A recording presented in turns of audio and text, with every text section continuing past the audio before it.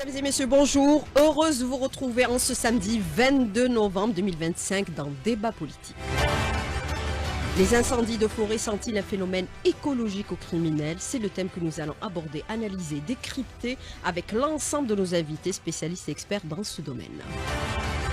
Quelles sont les stratégies mises en œuvre pour protéger le domaine forestier dont la superficie globale du territoire n'excède pas les 2%, maquis compris? Cette stratégie mise en place aujourd'hui est-elle efficace ou faut-il la renforcer encore davantage au vu de l'ampleur du phénomène?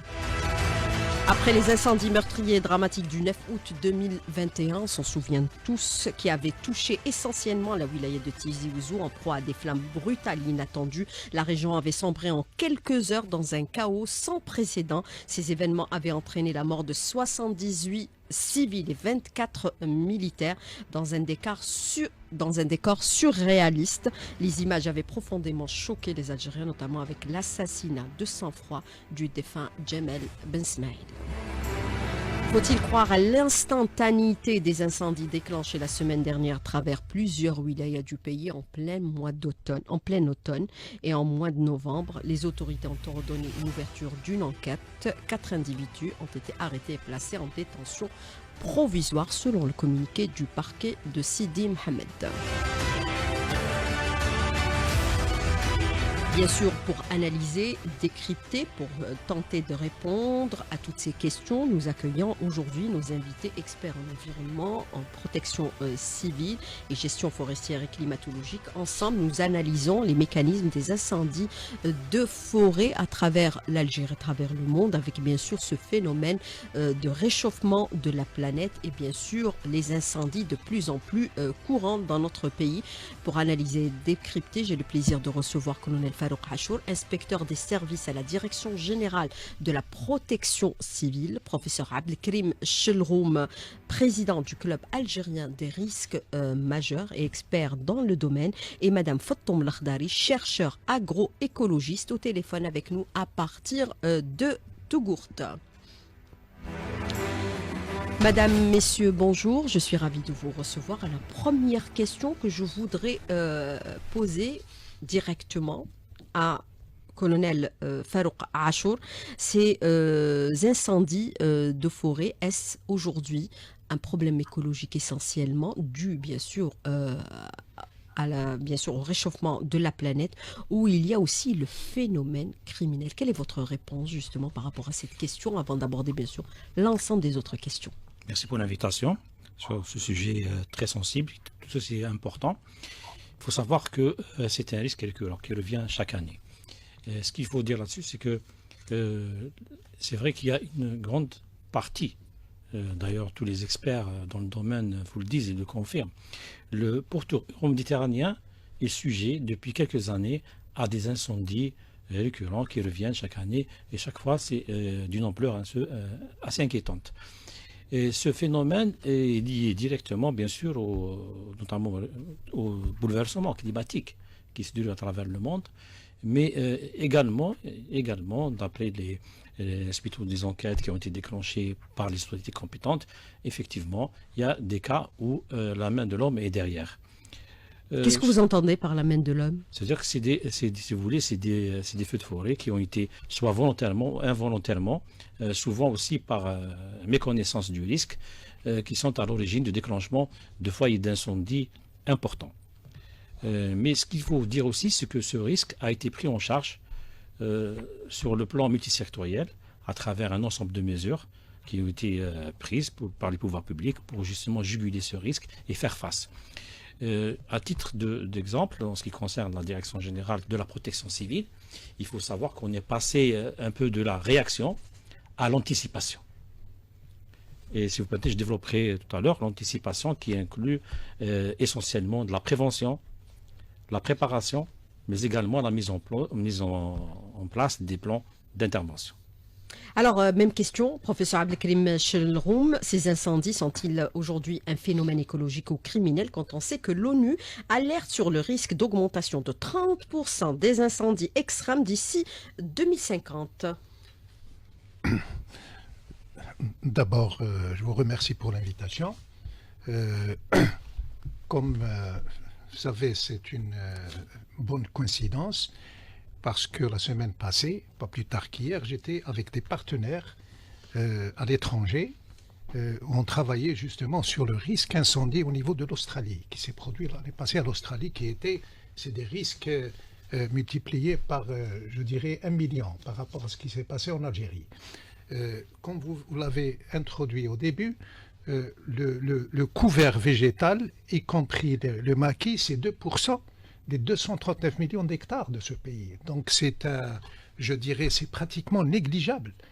Ce qui m'étonne un peu, le risque, il est classé comme risque majeur. Maintenant, il est dans la famille des risques climatiques, le feu de forêt. C'est un risque majeur qui est très très facile à gérer, à mon avis, si l'application de la loi 0420, je parle de la loi originelle, a été plus ou moins mise en œuvre sur le terrain. Donc là, c'est bien de dire, voilà, il y a les problèmes d'intervention, les problèmes d'anticipation, comme l'a dit monsieur le colonel Achour, c'est très bien. Tout le monde sait que dans ce pays, on perd entre 30 000 et 50, en moyenne 30 000 et 50 000 hectares par an. Vous avez parlé des incendies de Tizi Ouzou, de Médéa, de Khenchla, il y a quelques années, le Qada, Tarf. Donc c'est connu. Donc ce qui m'étonne un peu, à chaque fois je le dis, c'est pour essayer de corriger un peu, c'est qu'il y a une institution dans ce pays qui s'occupe, qui est directement responsable des forêts, c'est la Direction générale des forêts. Et puis les principes de base, les mesures préventives élémentaires qui auraient pu réduire ce risque de 90%, on s'aperçoit qu'ils ne sont pas appliqués in situ sur le terrain, et c'est toujours la protection civile qui prend sur son compte au niveau de l'intervention, au niveau de la seconde phase de la gestion des risques majeurs, malheureusement. Et là, à mon avis, c'est un constat qu'il faut faire, et c'est bien qu'il y ait une commission d'enquête. On aurait souhaité, au club des risques majeurs, que cette commission d'enquête soit étendue aux experts indépendants, parce que c'est bien une commission d'enquête, mais il faut que les résultats soient objectifs d'abord.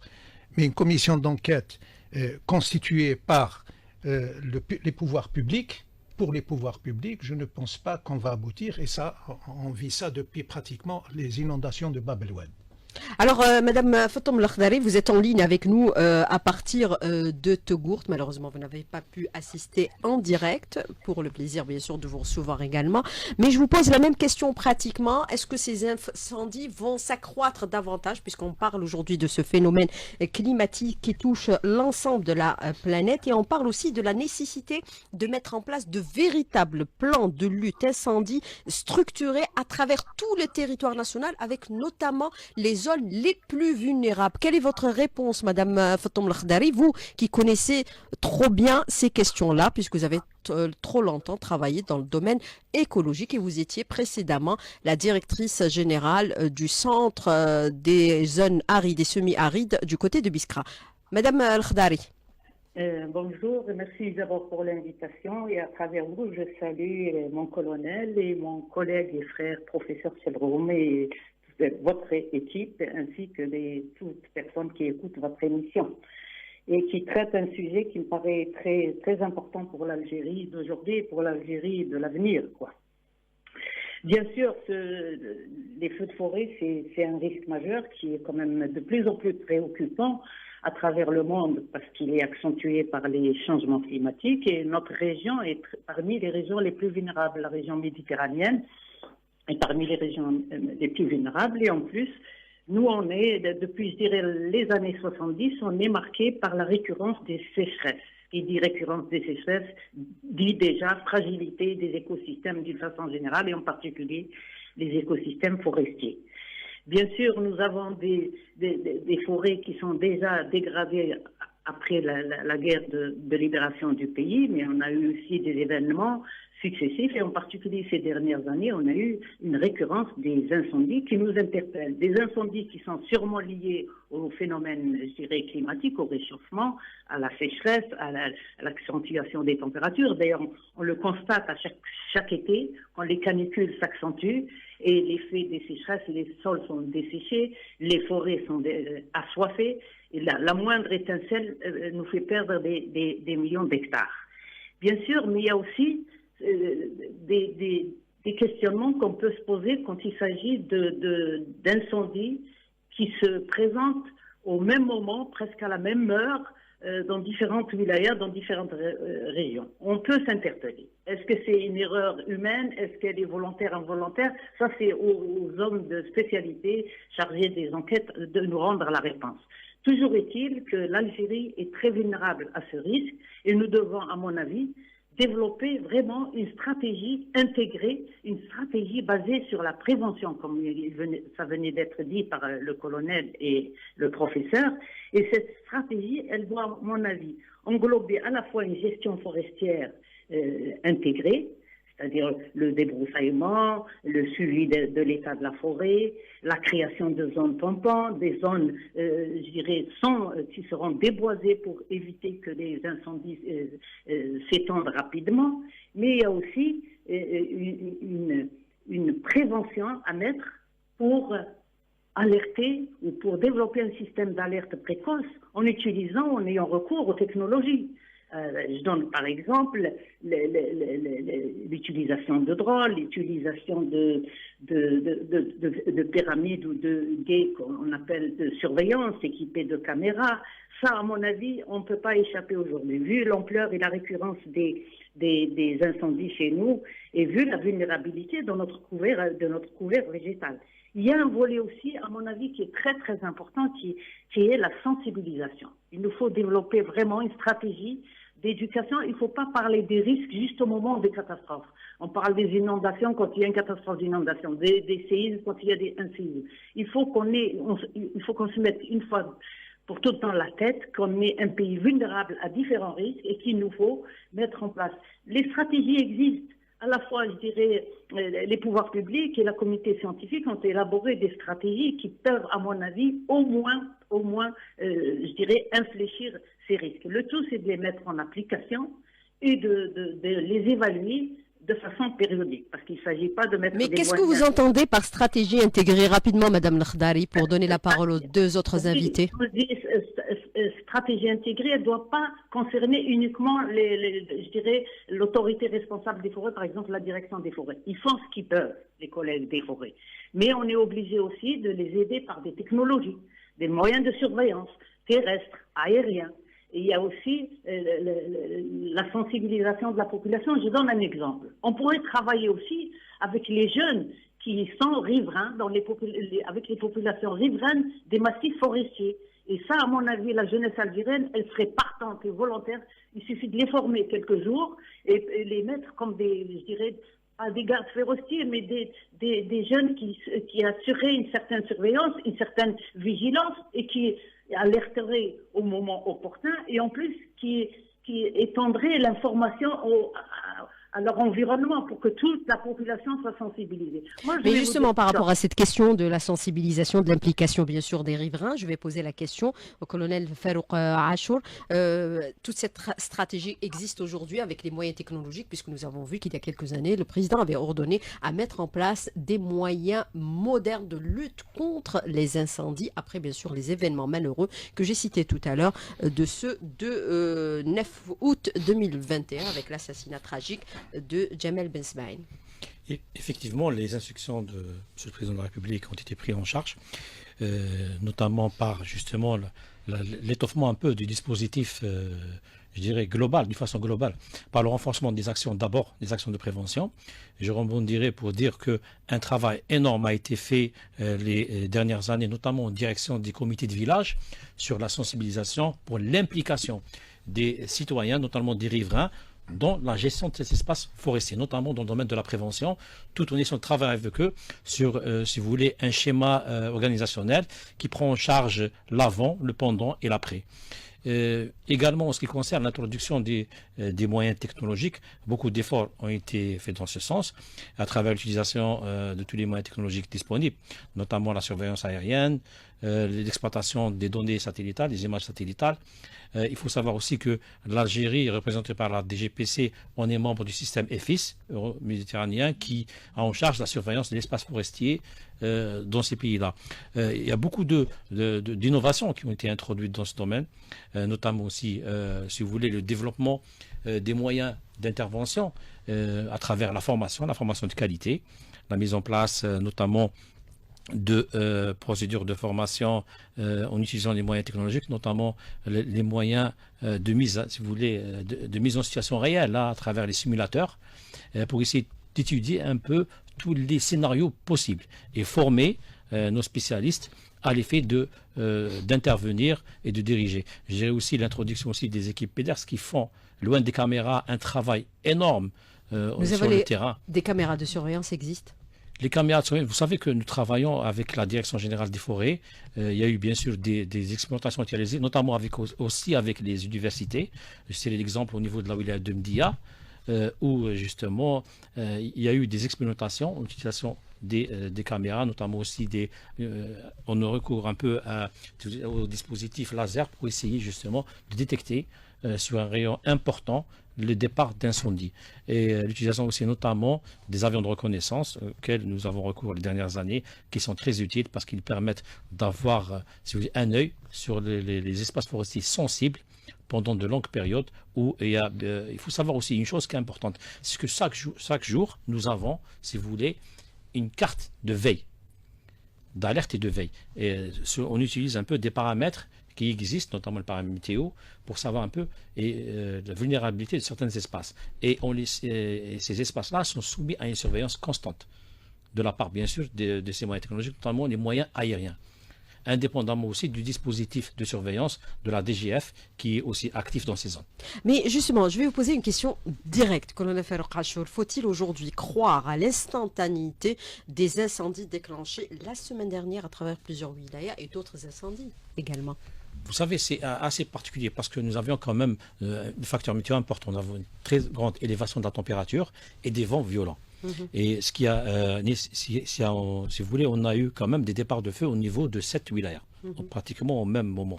Et il faut dire, dans certaines wilayas, on avait un seul incendie, mais dans d'autres, à l'exemple de la wilaya de Tipaza, on avait 3 incendies, et les 3 incendies étaient importants.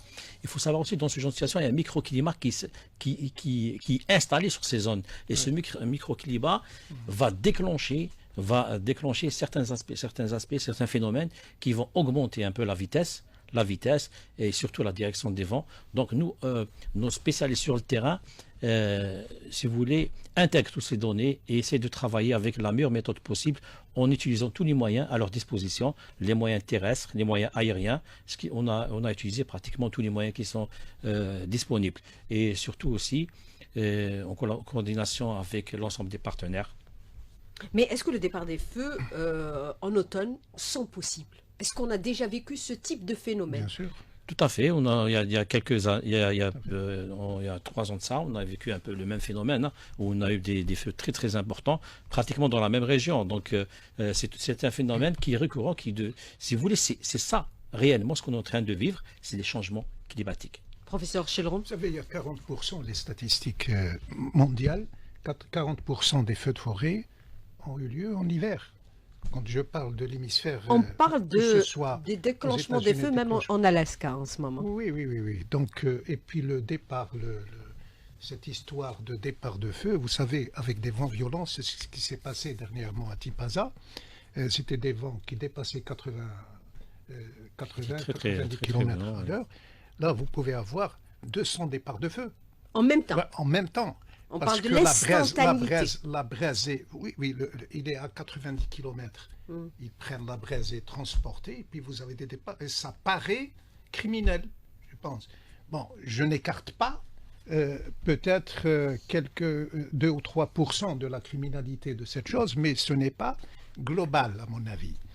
Compte tenu du type de végétation, la sécheresse et tout ça. Donc ça, on l'a vécu au niveau de toutes les wilayas en 2021, de Tizi Ouzou, Khenchla, At-Taraf et tout. Donc Voilà. Alors, professeur Chelroum, vous avez tout à l'heure donné l'exemple de l'Australie qui connaît ce phénomène, qui déploie beaucoup de moyens. On va donner quelques indications. En 2019-2020, elle a perdu l'équivalent de 18 millions d'hectares en quelques jours. Est-ce qu'on pourrait penser aujourd'hui que, par exemple, il va falloir encore mettre plus de moyens et que les feux de forêt relèvent de la sécurité nationale? Quelle est votre réponse? Vous savez, l'Australie, les forêts...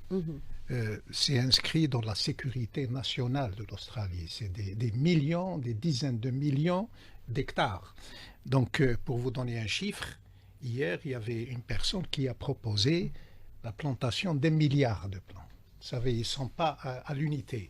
L'unité qui est le million. En Algérie, c'est inscrit dans si vous voulez, dans le principe de la sécurité nationale, la gestion des risques majeurs. De manière, quel que soit le risque majeur, hein, il est dans la sécurité nationale.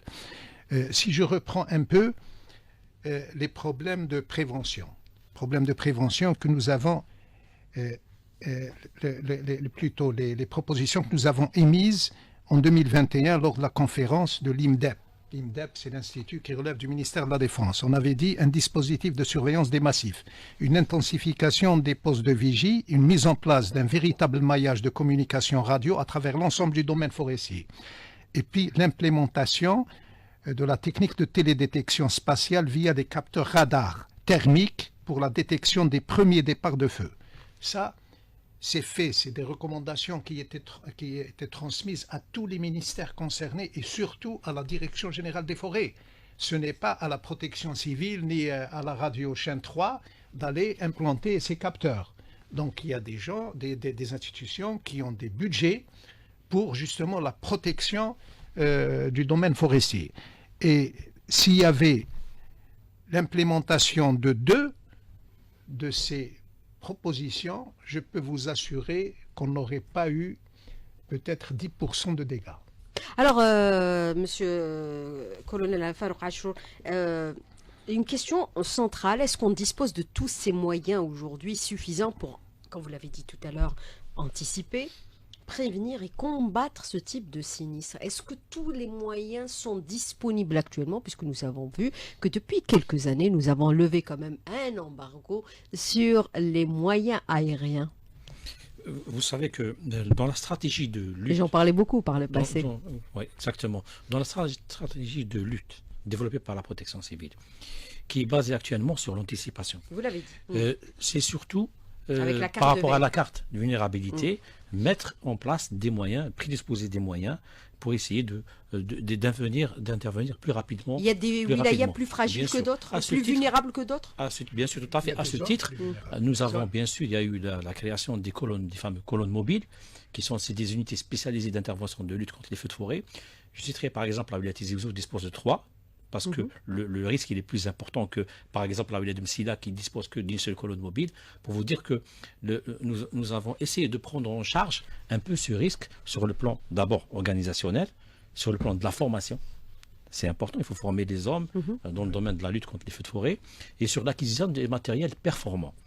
À ce titre, bien sûr, l'acquisition de beaucoup de moyens, grâce au soutien du pouvoir public, la mise en place on est actuellement à 65 colonnes mobiles, c'est quand même un chiffre très, très important. Et même si colonne mobile, il y a un programme de renforcement qui est en cours. Vous avez également, bien sûr, l'engagement des moyens aériens. Je dirais, à titre d'exemple, cette année, grâce un peu à ce maillage, nous avons quand même 449 feux de forêt déclarés et 226 feux de broussailles. Pour vous dire que la plupart des incendies ont été éteints dans pratiquement les 2 heures, grâce justement à ce maillage de moyens qui existe un peu partout.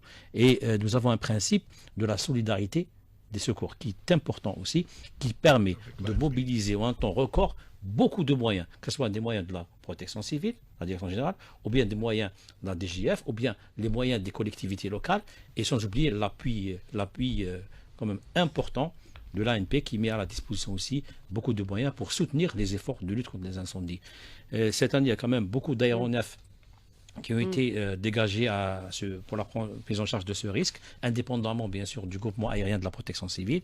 Il y a eu, si vous voulez, quand même 23 aéronefs de différentes capacités qui ont été mobilisés et qui ont effectivement intervenu. Je voudrais juste donner un chiffre, il y a eu quand même 1209 largages effectués et c'est quand même important.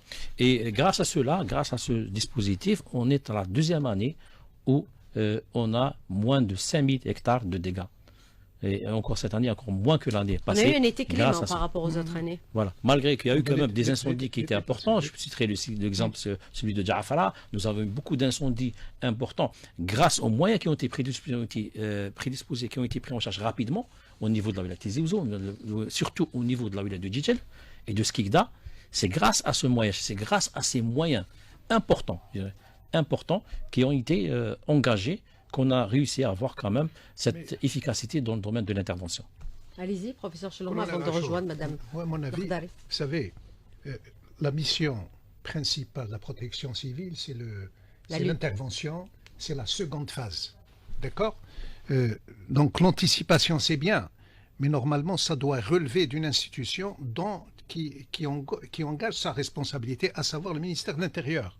Vous savez, l'anticipation relève de la prévention directe. Mais la délégation des risques majeurs existe au ministère de l'Intérieur et des collectivités donc locales. C'est ça la mission, parce que là, sinon les responsabilités, vous avez les trois phases. La phase prévention qui représente 80% de la gestion des risques, qui est actuellement, je dirais, n'est pas performante, il faut le dire.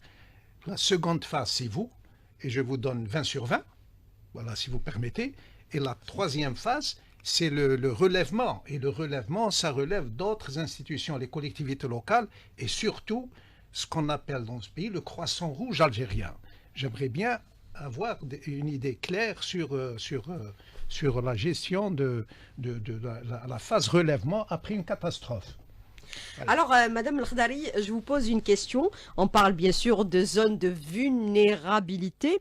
Pourquoi certaines wilayas sont-elles touchées chaque année et d'autres presque jamais? Est-ce qu'il va falloir travailler sur ce phénomène particulièrement, Madame Khdari? De toutes manières, je pense que la vulnérabilité dépend de plusieurs facteurs. Le premier facteur, il est climatique et il est pratiquement, je dirais, à quelque chose près la même situation pour les différentes régions forestières algériennes. Par contre, ça dépend aussi des espèces forestières qu'on a dans telle ou telle zone.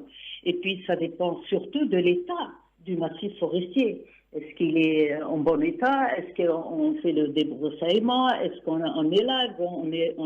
On retire tout ce qui est mort? Parce que le bois, quand il est desséché et quand il est mort, il se dessèche, il est facilement inflammable. D'ailleurs, la forêt algérienne, elle est connue surtout à travers le pin d'Alaët, si ma mémoire ne me trahit pas, le chêne liège, le chêne vert, parfois associés au pin d'Alab, parfois associés au chêne liège. Il y a d'autres espèces, mais qui sont, à mon avis, moins représentées. Il y a certaines espèces qui sont même, je dirais, menacées d'extinction, surtout certains pins, comme le pin pignon, le pin de Canarie. Il y a aussi des espèces comme l'eucalyptus, qui est, je dirais, surtout des espèces introduites. Donc, il y a à la fois l'effet climatique, mais aussi l'effet de la couverture végétale, sa nature, c'est-à-dire le type d'espèce, mais aussi l'état de la forêt. Est-ce qu'il y a des régions où la forêt est mieux entretenue? Ça, je ne peux pas le dire. C'est aux frères des forêts de nous faire un état de la situation. Et moi, il y a un point que peut-être qu'on a tendance à oublier, qui me paraît très important, parce que les menaces climatiques sur nos massifs forestiers vont aller en s'accentuant, vu l'évolution du réchauffement climatique. Et on n'arrive pas à s'entendre sur la limitation des degrés arrêtés lors des derniers accords. Mais cela relève de la sécurité nationale. Il faut mettre tous les moyens pour protéger ce massif forestier qui ne représente, je l'ai dit au début de cette émission, que 2% de la superficie globale du pays. Moi, je pense en intérêt. D'ailleurs, un pays comme l'Algérie, qui était parmi les leaders en matière d'alerte sur les sécheresses et les effets d'ailleurs, dans les années 70. Madame Khdari, nous avons perdu Madame Khdari. Alors, professeur Chelroum, moi je voudrais revenir avec vous sur la question de zones de vulnérabilité, des zones à risque. Éventuellement, il faut renforcer davantage le dispositif mis en place au niveau de ces régions particulièrement, puisque certains disent que certains incendies sont d'origine criminelle, ils l'affirment. Je ne parle pas des récents incendies, hein, je parle des anciens incendies. Oui, même colonel Rachaud l'a laissé entendre tout à l'heure. Vous savez, l'Algérie, Ou l'a clairement dit. L'Algérie est concernée par deux facteurs. Sa vulnérabilité en tant qu'État, je dis, géologiquement parlant, hein, pas politiquement parlant. Et le deuxième, c'est l'action de l'homme. Ça, c'est dans tous les pays du monde, il y a un peu de l'intervention des pyromanes et tout ça, on ne l'écarte pas. Seulement, les dispositifs pénals ont été renforcés à la faveur, bien sûr, des dernières dispositions. Vous savez, le prérequis d'une stratégie de prévention en matière de feux de forêt, c'est quoi? C'est une cartographie des zones vulnérables. La plupart des massifs ne sont pas vulnérables. Il y a des zones dans les massifs qui sont vulnérables. Il faut que l'on ait cette cartographie référenciée qui sera à la disposition justement de toutes les institutions concernées par la gestion du risque majeur. Le deuxième point, c'est les zones tampons entre les forêts et les zones urbanisées. Donc ça, il faut avoir une cartographie claire et fine pour pouvoir intervenir. Et le troisième point, c'est les mesures basiques que tout le monde ignore. On parle de drone. Le drone ne peut rien régler en matière de feu de forêt parce qu'il ne peut pas tenir à 400 degrés. D'accord? Donc, c'est le spatial qu'il faut régler à ce niveau-là avec des modèles numériques qui permettent d'affiner les zones vulnérables. Donc, et le troisième point, c'est les mesures basiques, c'est les points d'eau, c'est l'ouverture des pistes, c'est le désherbage. Ça, à mon avis, c'est pas correctement exécuté au niveau des massifs et du couvert végétal. Mais est-ce qu'on peut considérer que les feux peuvent être considérés ou utilisés comme étant une arme de guerre, puisque pendant la guerre de libération nationale, la France avait utilisé le napalm au niveau des maquis. Est-ce que cela pourrait être le cas? Là, on appelle ça des situations exceptionnelles. Vous savez, c'est la guerre.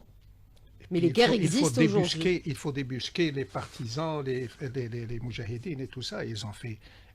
c'est la procédure de guerre. Non, mais la question est là, maintenant, il faut se poser la question... Les incendies peuvent être utilisés comme étant une arme de guerre.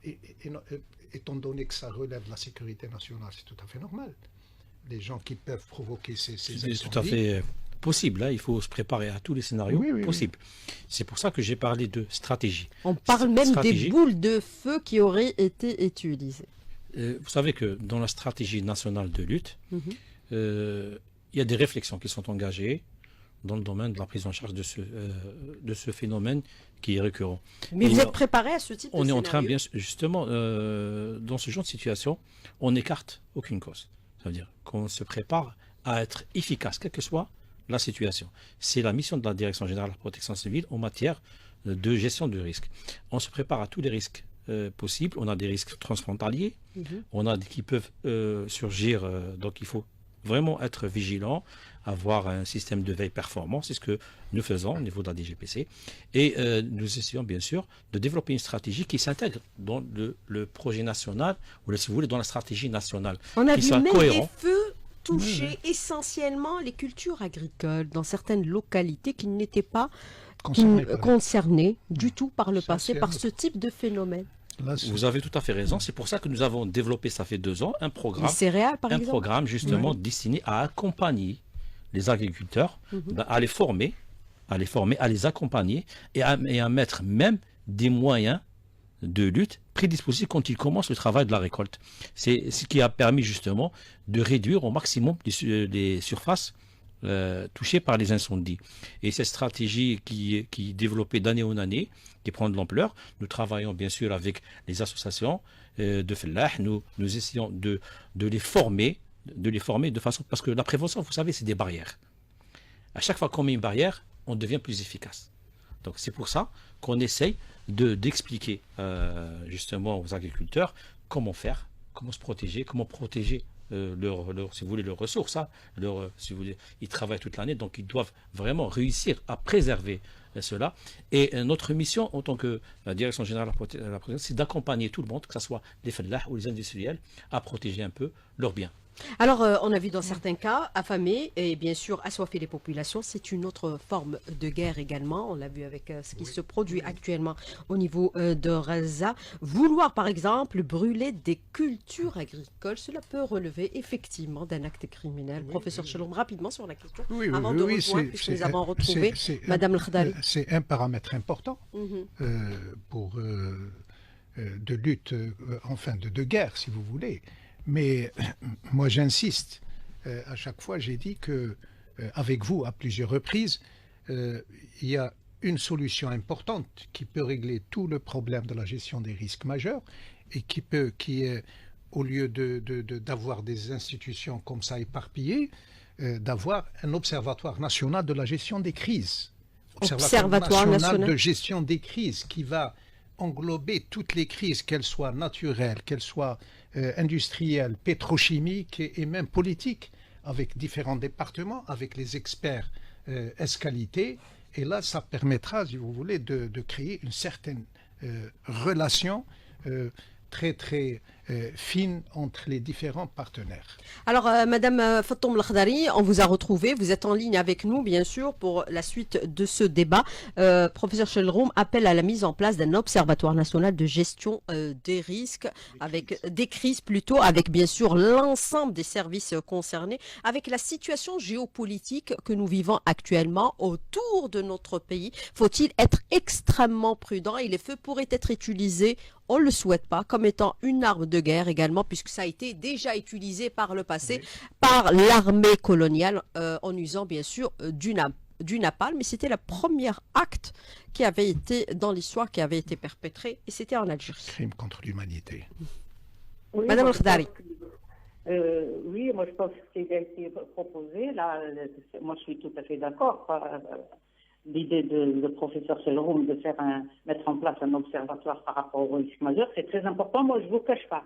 Déjà, pour la recherche qu'on faisait, la recherche-développement, on avait à chaque fois répété qu'il fallait à tout prix mettre en place des observatoires, par exemple, sur le risque de la désertification. Heureusement que le Centre de recherche sur les régions arides a un observatoire au niveau de la steppe et il a développé un outil de surveillance du système du processus de désertification. Mais on avait demandé à ce qu'il y ait un observatoire, par exemple, par rapport aux grandes cultures stratégiques, et en particulier les cultures qui sont implantées en plein Sahara. On avait insisté à ce qu'il y ait un observatoire mené par des équipes pluridisciplinaires, mais qui soit neutre, qui ramène l'information réelle du terrain sur l'état d'utilisation de l'eau, les rendements, l'utilisation des produits, des intrants agricoles, et que les choses soient données je dirais, à la tête du pays, à Monsieur le Président. Et ça, à mon avis, en dehors même des risques, je dirais, géopolitiques, pour avancer avec tous les efforts qui sont mis par l'Algérie pour notre développement, pour notre sécurité alimentaire, nous devons vraiment verrouiller et mettre vraiment le minimum de risques. Et la seule façon de minimiser les risques, c'est l'observation et la veille. L'observation et la veille, elles permettent de développer l'alerte précoce, que ce soit pour les feux de forêt, que ce soit pour les productions à caractère stratégique. Et dans toutes les zones algériennes, je dirais dans chaque région, il y a des écosystèmes et il y a des productions spécifiques qu'il nous faut à tout prix préserver. Parce que notre sécurité alimentaire, c'est aussi un élément de guerre aujourd'hui. Donc il faut être vigilant. Et la seule chose, c'est, à mon avis, la prévention. Et la prévention, elle repose sur l'observation, la veille et les rapports, je dirais, périodiques d'évaluation.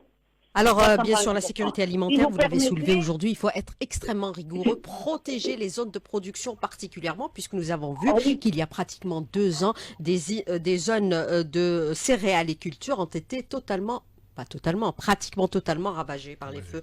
Madame Fatoum El-Khadari, rapidement sur la question, s'il vous plaît. Si vous permettez, j'allais juste ajouter quelque chose. Il y a aussi l'apport de la recherche qu'il ne faut pas négliger. Parce que nous allons affronter de plus en plus les effets dépressifs des changements climatiques.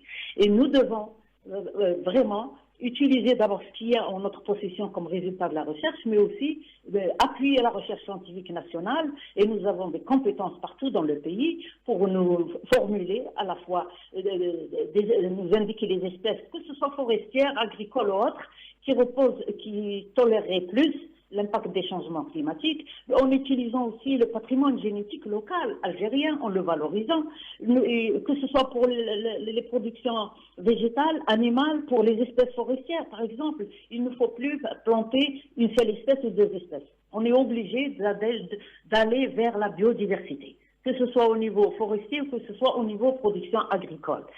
Ça a été démontré à travers le monde par toute la communauté scientifique internationale, y compris la communauté scientifique algérienne, que tout ce qui repose sur la monodiversité est voué à l'échec, qu'il y ait risque ou pas risque. Donc on a intérêt à se protéger. Moi, j'irai plus loin que professeur Chedroum. Moi, je suis pour qu'on mette des équipes qui n'auront comme mission périodique de faire des prélèvements de sol, d'eau et de surveiller tous nos territoires. Ça me paraît très important. Alors, et puis professeur, avec ces éléments-là qu'on peut mettre des politiques qui tiennent la route sur le long terme, parce que nous sommes censés, par exemple, sécurité alimentaire et feux de forêt sont intimement liés. Et en plus, si on veut aller vers une sécurité alimentaire pour les générations à venir, nous sommes obligés de respecter tous les principes de développement durable et de prévention de tous les risques. Voilà. Alors, professeur Chedroum, changement climatique vont générer beaucoup de risques à l'avenir. Oui, absolument. Ça, c'est pas moi qui le dis, c'est le GIEC. On parle déjà de la groupement, question de la sécurité alimentaire. Vous savez, le groupement intergouvernemental sur l'évaluation de changement climatique, il classe l'Algérie en Afrique du Nord comme le point central où il va y avoir beaucoup d'effets en matière de changement climatique, que ce soit des sécheresses terribles, des 80% du territoire, c'est du Sahara. Voilà, 85%. Donc, si je reprends un peu mon ami Fatoum. Elle a raison de dire qu'il faut des équipes qui sortent et tout ça, mais ça, c'est la responsabilité de l'Observatoire. Ça sera une institution où il n'y aura que des experts ès-qualité et qui pourront justement déléguer certaines personnes d'aller sur site et puis de prélever, de voir un peu, d'élaborer des cartes, des micro-cartes. D'accord, donc c'est ça. Mais rester comme ça, gérer des risques majeurs avec plusieurs ministères, avec plusieurs institutions, on le fait, vous savez, depuis les inondations de Bab el-Oued, depuis 2001, on est toujours, si je parle des feux de forêt, depuis pratiquement 2020, on est toujours dans le même cercle de gestion, c'est-à-dire un cercle un peu éparpillé, où il n'y a pas une direction claire de gestion de ces risques. Alors, colonel, il y a un autre point, si vous permettez, oui, qui est occulté dans ce pays, c'est l'assurance.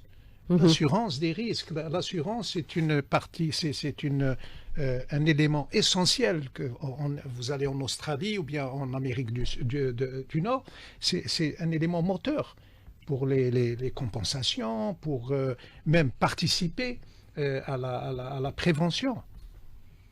Alors, colonel Farouk Achour, moi je voudrais vous poser une question. Sommes-nous aujourd'hui prêts à un méga feu qui pourrait se déclencher dans notre pays, puisque si vous prenez en considération les études élaborées par les grandes instances internationales dans l'ONU, les changements climatiques vont générer 90% à l'avenir, selon des scientifiques, des méga-feux.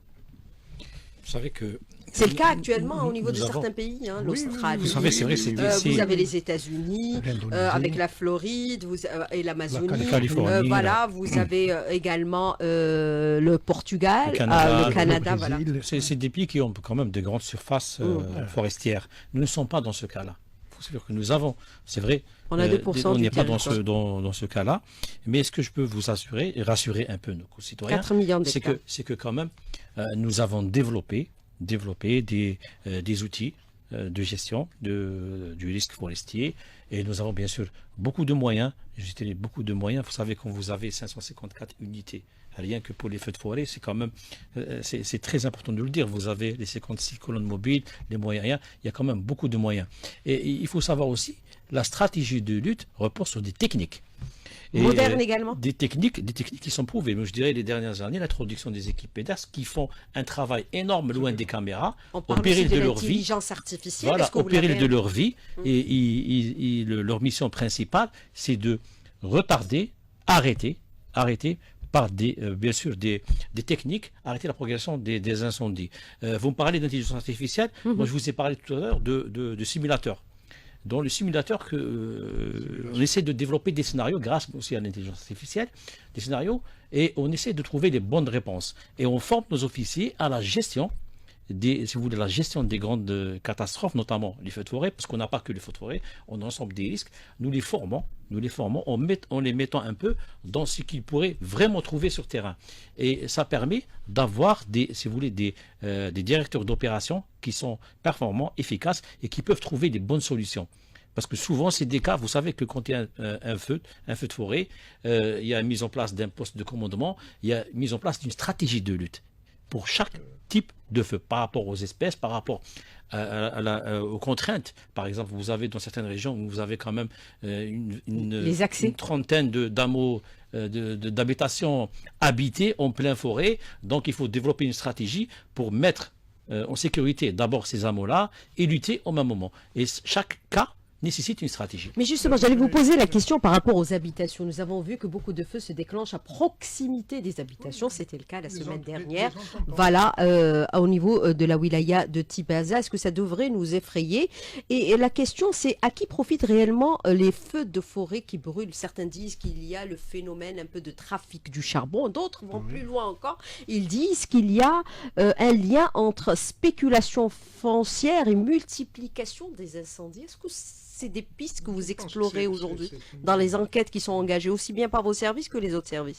Vous savez qu'après chaque incendie, il y a une commission d'enquête qui est déclenchée. Nous avons des représentants au sein de cette commission, mais l'essentiel du travail est d'ordre judiciaire. Donc c'est un peu les services habilités qui font ce genre d'enquête, qui vont pousser l'enquête justement pour déterminer quelles sont les raisons réelles de ce déclenchement. Mais vous explorez toutes les pistes, le trafic de charbon sûr, et aussi la spéculation foncière. Tout à fait. Vous savez qu'on est... Il y a ceux qui disent qu'on veut libérer des espaces au niveau de certaines régions, comme par exemple Tipaza, c'est une zone côtière. Vous savez, on est face à des enjeux divers et multiples. Et il faut y faire face par des stratégies adaptées. C'est ce qu'on s'attelle à le faire, que ce soit à la DGPC ou bien les autres institutions, parce que nous travaillons énormément ensemble dans divers thématiques, et on essaie d'échanger, d'avoir un échange, tout en incluant, on n'oublie jamais bien sûr les universitaires qui apportent quand même aussi beaucoup d'éléments nouveaux chaque année. Nous les intégrons dans la stratégie de lutte. Nous sommes une institution extrêmement ouverte et nous essayons justement d'adapter nos stratégies par rapport à tous ces paramètres nouveaux qui apparaissent à chaque fois. Alors vous avez cette question très pertinente d'un auditeur qui vous dit: est-il possible de contrôler ces incendies avant même leur déclenchement? C'est-à-dire mettre en place un dispositif de prévention et d'alerte. Vous savez que j'ai parlé tout à l'heure de l'anticipation, on a mis en place des dispositifs en pleine forêt. Et justement l'objectif c'est de réduire au maximum le temps entre l'alerte et l'intervention. On a des incendies qui ont été éteints dans la demi-heure. C'est quand même énorme parce que nous avions des équipes sur place par rapport à la carte vulnérabilité. Mais vous avez parfois des inconnus. Vous avez parfois des incendies qui se déclarent, si vous voulez, dans des endroits où il n'y a pas forcément un dispositif qui est prévu. Mais le temps de réponse est tout aussi efficace, ce qui nous a permis justement pour cette année de réduire énormément le temps de réponse entre la déclaration du feu et son extinction. Est-ce qu'on peut parler de pyromanie? Vous savez que c'est un phénomène qui touche l'ensemble de tous les pays.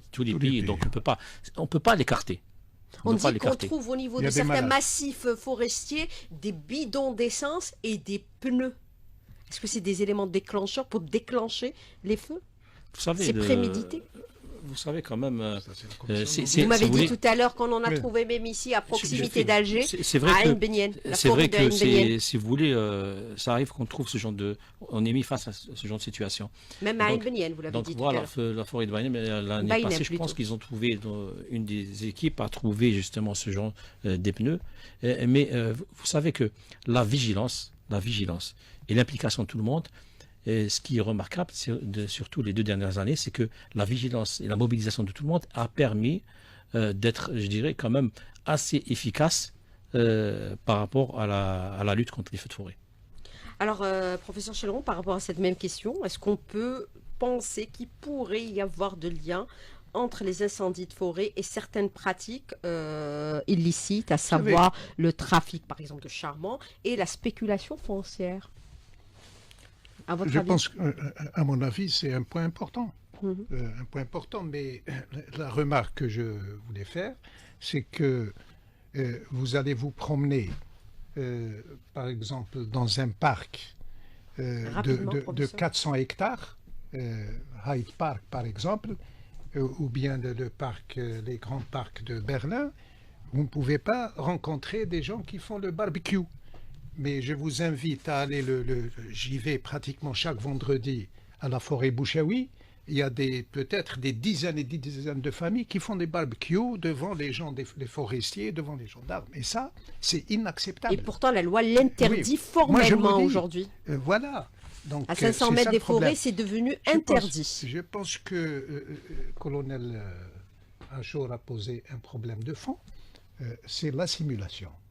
La simulation du risque feu de forêt. Il faut simuler le scénario catastrophe, toujours. C'est la base de la stratégie de prévention. Comme ça, vous saurez exactement comment s'y prendre, comment corriger, comment revaloriser votre système d'intervention. Alors, Madame Fatoum Lakhdari, rapidement sur la question, faut-il renforcer encore davantage la stratégie mise en place, même si elle a été réactualisée? Les dispositions ont été renforcées, notamment pénales, pour ce qui concerne les actes pyromanie. Ça peut aller jusqu'à la perpétuité. Moi, je vous entends très mal, mais si j'ai bien compris, vous voulez avoir mon avis sur les pénalités qui ont été conclues par rapport aux incendies, je dirais, d'origine criminelle, c'est ça? Alors, effectivement, Madame Lakhdari. Moi, si vous permettez, avant de répondre à ça, je voudrais quand même insister. D'abord, l'intervention du corps de la protection civile. Moi, j'ai travaillé en tant que directrice du centre de recherche qui était membre de l'accord euro-méditerranéen sur les risques majeurs. Donc, je me suis beaucoup intéressée à ce que fait la protection civile algérienne. Sur le plan de l'intervention, chapeau. Ils sont parmi les meilleurs, si ce n'est pas les meilleurs au monde. Je le dis, ce n'est pas parce qu'il y a le colonel, je l'ai dit même à l'étranger. Par contre, ce qui doit les aider davantage, c'est de développer la prévention. Et la prévention, je ne vous cache pas, ayant travaillé au niveau même international sur les risques, c'est une faiblesse qu'on trouve un peu partout dans différents pays du monde. Mais nous, on a intérêt, vu la vulnérabilité de notre pays à ces risques, qu'ils soient d'origine climatique, naturelle ou autre, nous avons intérêt à mettre l'accent sur la prévention. La prévention, elle touche à la fois la gestion forestière, les outils d'alerte précoce, les outils qui reposent sur la technologie. Il y a différents outils qu'on a cités tout à l'heure, les uns et les autres, mais il y a aussi le côté préparation des populations. C'est vrai qu'il y a eu des rapprochements entre les populations locales des régions forestières et les autorités et la protection civile, mais à mon avis, il faut renforcer le lien et la communication entre les autorités locales, parce que plus ces risques est normalement géré par le ministère de l'Intérieur. Il faut, à mon avis, développer à la fois la communication à travers... Alors, Madame Lakhdari, bien sûr, vous êtes en ligne avec nous à partir de Tougourt. Professeur Chéleron, oui. Les risques auxquels nous serons confrontés à l'avenir, il faut être extrêmement prudent. C'est les feux de forêt, avec bien sûr ce phénomène de réchauffement de la planète et aussi la sécurité alimentaire et hydrique essentiellement. Oui, effectivement. Parce que nous avons vu, même s'il a plu hier et aujourd'hui, on est heureux, voilà, il ne pleut pas beaucoup dans notre pays. Je ne classe pas que le risque feu de forêt comme un risque majeur. C'est-à-dire il est majeur au minimum. Mais il y a le grand risque, c'est la désertification, c'est la sécheresse dans les feux de forêt, dans les changements climatiques. C'est l'invasion acridienne, on l'a eu il y a quelques mois. Tout ça, ça fait partie de c'est généré par la sécheresse. Voilà, c'est généré. Et puis, comme vous savez, c'est 85% environ du territoire qui est désertique. La déforestation aussi, à notre forum. Voilà. On va planter des arbres, des millions d'arbres. Qu'il faut régler 2 millions. Moi, je dirais, ce pays il a besoin probablement d'1 milliard. Parce qu'avec le barrage vert, il faut multiplier l'épaisseur, la largeur de 5 ou 6. Il faut, Le barrage voilà. vert, c'est un exemple à suivre à travers tout le À territoire. mon avis, il faut le développer, faire plusieurs barrages verts. Ain Salah Tamra 7, par exemple, c'est 900 km, il faut prévoir un barrage vert. Il y a l'électricité et il y a l'eau. Les gens ne le savent pas. Il faut créer peut-être des villes L'eau entières. avec comme- bien sûr le projet Voilà, du grand nous avons- transfert. voilà. Ain Salah Tamra 7. Voilà. Donc, moi, je pense que c'est la solution pour le désert algérien. Il n'y a pas une autre solution. Avec bien sûr les différents incendies que nous avons vécus à travers le territoire national depuis quelques années, puisque c'est devenu aujourd'hui un phénomène récurrent, colonel Farouk Achour, on a un bilan global par rapport à la superficie globale. On a un bilan global. Est-ce qu'on a des estimations? Est-ce qu'on fait des bilans Vous savez de qu'il y a- façon régulière, il y a un travail qui global se fait. sur 20 ans, sur 30 ans? Justement, il y a un travail qui se fait dans ce sens pour justement faire un recensement de toutes les pertes. Et ce qu'il faut savoir aussi, qu'il y a souvent des reprises, parce qu'il faut savoir que même... Et ça c'est touche des même le incendies. sud maintenant du pays, au niveau de certaines palmeraies. Bien sont sûr, ravagées. c'est pour ça que j'ai parlé tout à l'heure, si vous voulez, c'est Ça s'étend.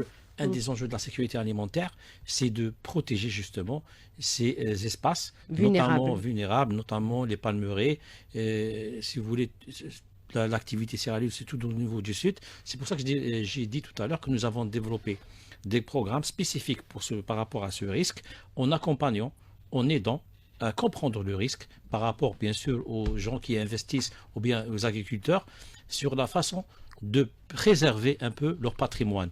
Et généralement, c'est des privés, donc on essaie de leur expliquer qu'est-ce qu'il faut faire. Et cette expertise, elle est gratuite, elle est à la disposition de nos concitoyens.